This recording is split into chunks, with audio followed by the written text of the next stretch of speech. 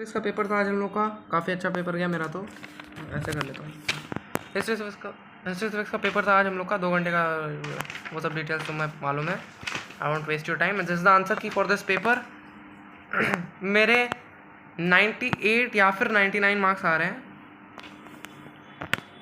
Bye the way I am not a topper, whatever. तो इसका answer हो जाएगा ओरिजिनल, इसका आंसर हो जाएगा बजट सेशन, वट एवर। इसका आंसर हो जाएगा ये लास्ट वाला जी, इसका आंसर हो जाएगा गवर्नर,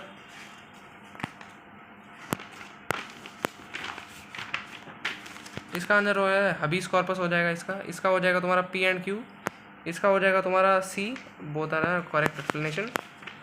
इसका हो जाएगा तुम्हारा 3-2-1, इसका हो जाएगा तुम्हारा जापान, इसका हो जाएगा तुम्हारा forcibly prevent the workers from government. ये तो ये लोग नहीं करते थे, तो that is the option which is correct. इसका आंसर हो जाएगा प्रीटेक्स्ट ऑफ मिस गवर्नेंस, ये रहा इस वाले का आंसर। इसका आंसर हो जाएगा तुम्हारा ये वाला सबसे रिलायंस है, ये वाला बेसिकली। इसका आंसर हो जाएगा तुम्हारा फॉर्मेशन ऑफ यू वाला यूनाइटेड लीग ऑफ नेशंस। इसका आंसर हो जाएगा दादा भाई नौरोजी। इसका आंसर हो जाएगा सिक्योरिटी काउंसिल। इसका आंसर हो जाएगा 15, यहाँ पे मार्क नहीं किया हुआ है, 15 है। ये थोड़ा गंदा है बट मैंने आंसर्स लिख रखे हैं। Mention in 2 reason for the indirect election of president. मैंने लिखे हैं this puts too much power if the direct elections are happening for the president, this puts too much power in the hand of the population or the voters, which are common people. Then prime minister already exists, who is basically in our India, who is elected directly by the people, so that kind of kills the whole purpose basically, क्योंकि एक already है हमारे पास authoritarian figure basically, उसके पास ज़्यादा power है। तो और एक वैसे ही तरीके से और एक बंदा को भी तुम इलेक्ट कर रहे हो, तो फिर एक्चुअल हेड कौन रह जाएगा? तो दैट डजंट मेक सेंस। ऐसा करके लिख सकते हो तुम। 2 पॉइंट्स लिखने हैं तुम्हें। Imagine your part. अच्छा, आईएनए का 2 ऑब्जेक्टिव पूछा गया है।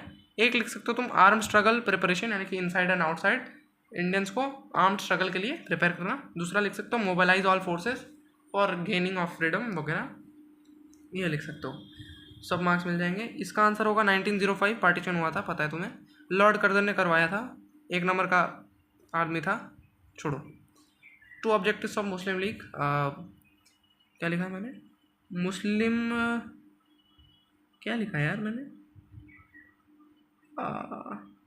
हाँ, मुस्लिम के जो राइट्स थे basically political and other rights, उनको प्रोटेक्ट करने के लिए, and loyalty towards the British government, Muslims के loyalty for the British government increase करने के लिए। ठीक है, इनसे मार्क्स मिल जाएंगे। उसके बाद ये तो मैंने छोड़ो, इसको छोड़ दो, मैंने किसी और से लिया है answer. I haven't cheated ICSE, I am sorry. Mention 2 ways in which it works towards the preservation। अच्छा, यूनेस्को का बारे में पूछा गया, 2 ways पूछा गया। मैंने छोड़ो, सॉरी। मैंने लिखा है कि इसका आंसर मुझे वैसे तो पता नहीं था, but I have a secret. मैंने कैसे लिखा है वो मैं नहीं बताने वाला। आई एम सॉरी ICSE, जो भी है। तो बेसिकली होता क्या है कि इसमें जो आर्किटेक्ट्स होते हैं, मैंने लिखा है ये आर्किटेक्ट, यहाँ पे मार्क्स कटने का मेरा चांस है। आर्किटेक्ट्स जो होते हैं उनको फंड दिया जाता है basically for scholarship and their education. And then जो हेरिटेज मॉन्यूमेंट्स होते हैं बेसिकली एंशिएंट मॉन्यूमेंट्स हमारे इंडिया के और पूरे वर्ल्ड के, जैसे कि फॉर एग्जांपल ताजमहल, इनका मेंटेनेंस का फीस भी यूनेस्को देता है। This is the ways of preservation of cultural heritage. हो गया। उसके बाद 2 causes for second world war हम लोग लिख सकते हैं, rise of fascism and fascism and Nazism in Germany, Italy and Germany respectively. Then तुम लिख सकते हो, वही वाला पॉइंट है। देन तुम लिख सकते हो dissatisfaction with treaty of Versailles. Then और एक यहाँ पे मैंने लिखा था इमीडिएट कॉज लिख सकते थे तुम, कोई भी सभी 2 लिखने तुम्हें। मैं पता नहीं कौन से 2 लिख के आया हूँ, I don't remember. Immediate cause भी लिख सकते थे तुम, तुम्हारा जो है क्या था इमीडिएट कॉज, देखना है यार, मैं एग्ज़ाम दे के आते ही भूल गया। Hell no. Immediate cause for the world war 2 was Hitler का इन्वेजन ऑफ डैनजिग पोर्ट और you can say Poland, right, that you can write यहाँ पे। उसके बाद ये वाला क्वेश्चन आ गया, यहाँ पे क्या है, ऑर्डिनेंसेस। ऑर्डिनेंस के ऊपर क्वेश्चन आया, when can the president introduce an ordinance. अच्छा, ऑर्डिनेंस बेसिकली ऑर्डिनेंस के बारे में क्वेश्चन पूछा गया। नेशनल इमरजेंसी जब होती है तब प्रेसिडेंट ऑर्डिनेंस को इशू कर सकता है, बेसिकली प्रोमूलगेट कर सकता है। ये हमारे जो प्रेसिडेंट चैप्टर है उसके अंदर ही पढ़ा था हम लोगों ने। When does an ordinance become inoperative, तो ऐसा जब होता है कि if it is not approved by Lok Sabha within 6 weeks, वो लिख सकते हो तुम। अच्छा, ये वाला क्वेश्चन है बेसिकली।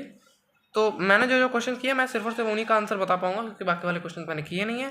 एंड आई डोंट वाना make my head a mess. ये वाला क्वेश्चन जो है 3 पावर्स, मैंने लिखा है नॉर्मल बिल का जो पासिंग होता है, ordinary bills which are not money bills. Money bills में तो दोनों का अलग हो जाता है बेसिकली। और यहाँ पे इलेक्शन ऑफ वाइस प्रेसिडेंट जो है तुम्हारा member of MP, basically member of parliament, यानी कि ऑफ बोथ हाउसेज लोग करते हैं। And if you are talking about president, election of president, वहाँ पे मेंबर ऑफ वहाँ पे भी दोनों हाउसेज के मेंबर करते हैं। But there is also the MLAs who are the member of legislative assembly, वो भी हो गया। और ये इतना से तुम्हारे 3 मार्क्स, यहाँ पे 2 नहीं होंगे, 3 होंगे। ये गलत लिख दिया, 20 होना चाहिए। और यहाँ से Rajya Sabha mention in two exclusive, अच्छा एक्सक्लूसिव पावर, स्टेट लिस्ट में जो मैटर्स हैं उनके ऊपर लॉज बनाना। और यहाँ पे जो है परमानेंट हाउस होता है वो भी लिख सकते हो। 3 बोले क्या? और नहीं, who elects the members of Rajya Sabha, MLAs member of legislative assemblies, indirectly उनका इलेक्शन होता है। और यहाँ पे mention any 4 ways in which it exercises control, monetary control हो जाएगा। और यहाँ पे क्या लिखा है मैंने, सेंश्योर मोशन हो जाएगा, नो कॉन्फिडेंस मोशन हो जाएगा। और एक हो जाएगा तुम्हारा एलो एलो एलो एनो, पता नहीं ऐसा कुछ तो एक वर्ड था ए से, कौन सा एक मोशन था, इंटरपोलेशन।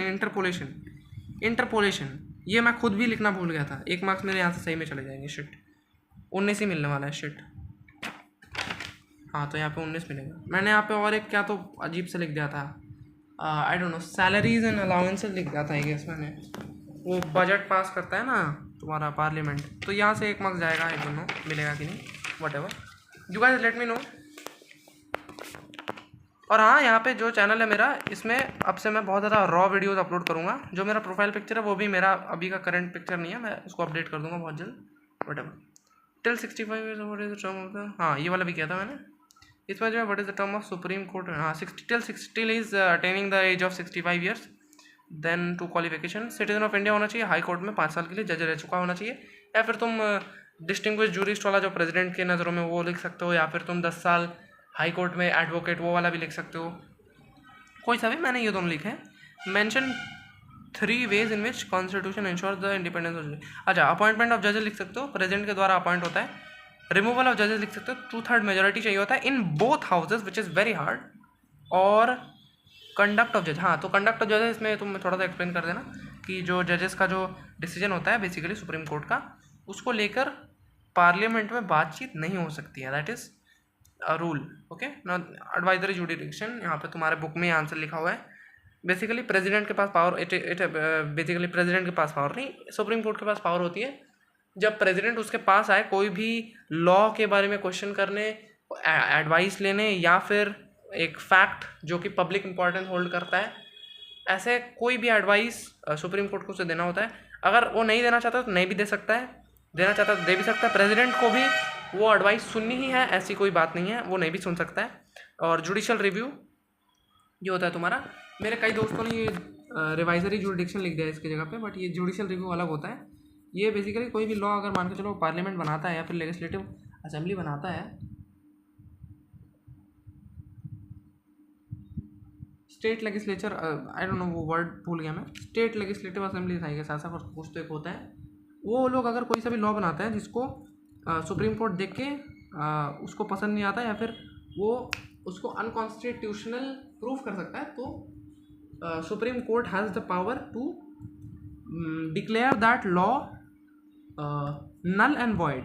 तो ये तुम लिख सकते हो। हाँ, यहाँ पे हो गया तुम्हारा मार्क्स ख़त्म। 10 में 10 मार्क्स, आई गेस मेरे को इसमें 10 मिलेंगे, आई डोंट नो, इसमें भी 10 मिल जाएंगे। अच्छा, सेक्शन बी में ये वाला क्वेश्चन काफ़ी अच्छा क्वेश्चन था, जनरल सर्विस में। हाँ तो इसका मतलब बेसिकली 1856 में हुआ था, और ओवरसीज़ भेजना पड़ता था, ओवरसीज़ जाना पड़ता था हमारे इंडियन सोल्जर्स को, जो कि ये वाला part, why were soldiers unhappy, क्योंकि हिंदू जो धर्म होता था उस टाइम पे, उसमें ये माना जाता था कि, हाँ हिंदू धर्म में ये माना जाता था कि ओवरसीज़ जाना, बेसिकली सी को क्रॉस करना was illegal, sorry not illegal, was a sin, ठीक है, वो माना जाता था। इसलिए ये लोग हाँ बहुत दुखी हो गए थे, गुस्सा भी हो गए थे, which was the major reason, major cause, basically military cause and a social religious cause, I don't know तुम्हारे बुक में लिखा हुआ है कि नहीं, फॉर द रिवोल्ट ऑफ 1857, ये सब करके तुम बना के लिख सकते हो। और न्यू एनफील्ड राइफल, ये तो इमीडिएट कॉस्ट था ऑफकोर्स। 1857 में तुम्हारा जो राइफल्स थे, ऐसे Enfield rifles, new Enfield rifles जो है इंट्रोड्यूस हुए थे, जो बेसिकली उनका जो कार्ट्रिज होता है वो ऐसा कार्ट्रिज यूज़ करता था जो कि काट के उसको फाड़ना पड़ता था पहले तो, और उसमें ऐसा एक रूमर फैल गया था, पता नहीं रूमर था कि नहीं, असलियत में भी हो सकता है, ऐसा एक रूमर फैला था कि उसका जो कार्ट्रिज होता है उसको ग्रीस किया जाता है with the fat of cow and pig, and cows are considered holy in Hinduism and pigs are considered unclean in Islam, basically among Muslims. So this angered Muslims and Hindus both, which were the majority of the people. So इसकी वजह से बहुत सारे soldiers ने ये करने से मना कर दिया, which led to a lot of chaos and immediate cause था ये basically रिवोल्ट का।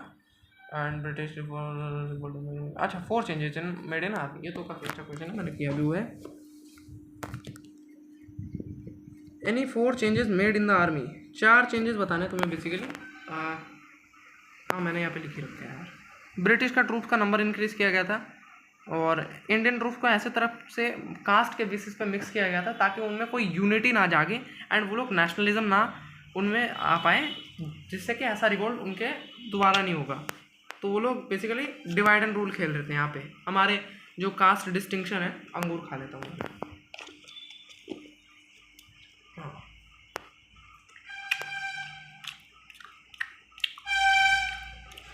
हाँ तो जो कास्ट डिस्टिंक्शन होता था उस टाइम पे, उसका फ़ायदा इन्होंने उठाया और यूनिटी और नेशनलिज्म को काटने का यहाँ पे एक जरिया ढूंढ लिया। उसके बाद जो न्यूज़पेपर होते थे और जर्नल्स होते थे उनको हमारे इंडियन सोल्जर्स के पास लाने नहीं देते थे, इससे वापस से वही ऊपर वाला ही चीज़ होता था, वो लोग में यूनिटी और नेशनलिज्म नहीं जाग पाता था। ये हो गया काम। अच्छा 4 चेंजेस हो गए, यहाँ पे 10 मार्क्स।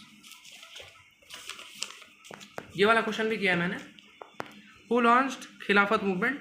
मौलाना शौकत अली जी और मौलाना मोहम्मद अली जी, ये लोग अली ब्रदर्स थे। Mention 2 causes of non cooperation movement, एक तो हो गया तुम्हारा राउलट एक्ट 1919, एक हो गया जलियांवाला बाग ट्रेजेडी या massacre whatever 13 April 1919। I don't know dates matter करती है या नहीं, मैंने तो लिख कर आए थे। और mention 3 points. Impact of non cooperation movement मैंने लिखा था important step for Hindu Muslim unity, और national movement soon became a mass movement, और इट क्रिएटेड पैट्रियोटिक फीलिंग्स। और एक चीज़ मैंने कुछ तक लिखा था, भूल गया, बट इतने से काम चल जाएगा तुम्हारा। मैंने 4 पॉइंट्स लिख दिए थे, whatever. 4 clauses of Gandhi impact, 4 clauses ना, हाँ clauses of Gandhi impact. Permit peaceful picketing of liquor and foreign cloth shops, ऐसा कुछ तो था, मैंने लिखा था। Release of political workers who were not accused of violence या फिर guilty of violence. Civil disobedience movement को हमारे आईएनसी ने बेसिकली बोला था कि हम लोग सिविल डिसोबियंस मूवमेंट बंद कर देंगे एंड हम लोग सेकेंड राउंड टेबल कॉन्फ्रेंस में शामिल होंगे। हो गया। और यहाँ से ये तो मैंने नहीं किया था, ये तो इसका आंसर माउंट बैटन होगा। उसका इसका आंसर तुम्हारे बुक में दिया हुआ है। 2 terms of his plans, 3 reasons for the Congress to justify the acceptance of the plan, हाँ ये भी बुक में दिया हुआ है। 4 प्रोविजन ऑफ, ये भी बुक में दिया हुआ है। सब बुक से एकदम पॉइंट्स उठा के दे दिए हैं बस तुम्हें। ये इसके पॉइंट्स बताओ, फिर उसके पॉइंट्स बताओ, फिर इसके पॉइंट्स बताओ। 4 3 करके ऐसे करके। उसके बाद और एक खा लेता हूँ।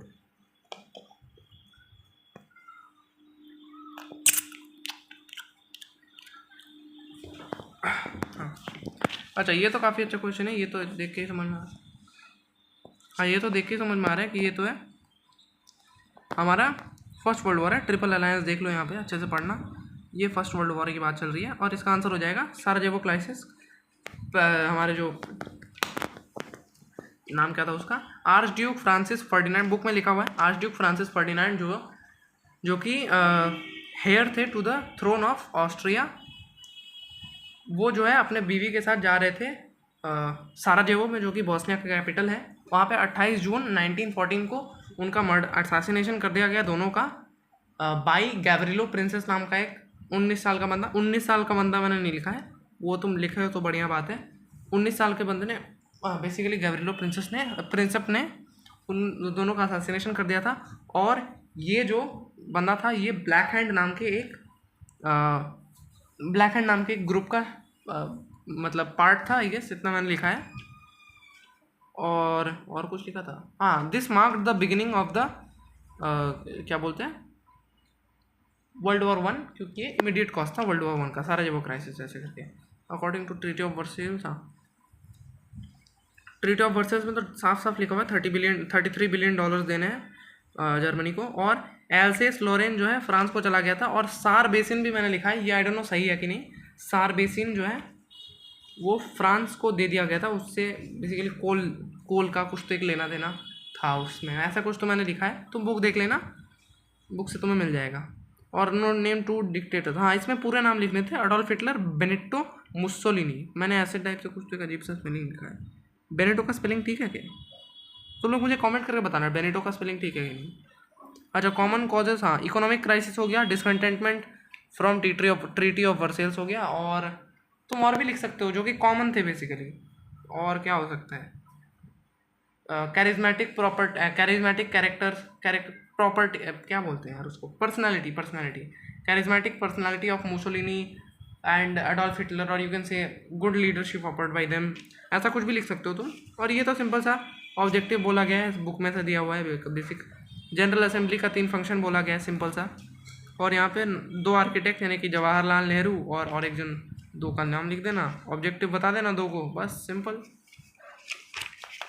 बड़ा इजी पेपर था भाई, बस ऐसा ही पेपर जो है ज्योग्राफी में भी बना दे भगवान नहीं, जेफरी एप्स्टीन, नहीं, Joseph Emmanuel sir ji, please geography का भी पेपर ऐसा इजी बनाना, तो मेरा 90% कन्फर्म्ड है, क्योंकि फिज़िक्स का तो हो गया। अच्छा, आज का वीडियो यहीं पे एंड करते हैं, मेरा मुंह नहीं दिखाने वाला मैं, सॉरी, आज का वीडियो यहीं पे एंड करते हैं। और आप लोग को अगर मेरा चैनल इतना ज़्यादा रॉ और अजीब टाइप के वीडियोज़ अगर आप लोगों को पसंद है, लेट मी नो, सब्सक्राइब कर देना, वीडियो को लाइक कर देना, तो मैं ऐसे वीडियोज़ और भी बनाऊँगा आप लोग के लिए, बाकी के सब्जेक्ट्स के लिए भी बनाऊँगा, आगे के जो भी हैं। और इफ़ यू वांट, मैं इस चैनल को क्लास 9 में आप लोग जो भी लोग हैं उन लोगों को मैं काफ़ी अच्छे से गाइड कर सकता हूँ, क्योंकि मेरे स्कूल में जितने भी क्लास 9 वाले स्टूडेंट्स हैं उनको मैं ही गाइड करके बेसिकली गाइड करना स्टार्ट कर दिया हूँ, करता तो नहीं आया हूँ वैसे, छोड़ो, इस साल गाइड करना उनको स्टार्ट कर दे रहा हूँ, और उन लोगों का अच्छा खासा प्रिपरेशन करवा दे रहा हूँ। So if you want guidance for class 9 and मैंने कैसे अच्छा स्कोर किया था in every subject except for physics में भी मैं अच्छा ही स्कोर करता, अगर नॉर्मल पेपर बनाते ये सर लोग ICSE वाले, अच्छा ही स्कोर करता, मेरा स्कोर घटता नहीं।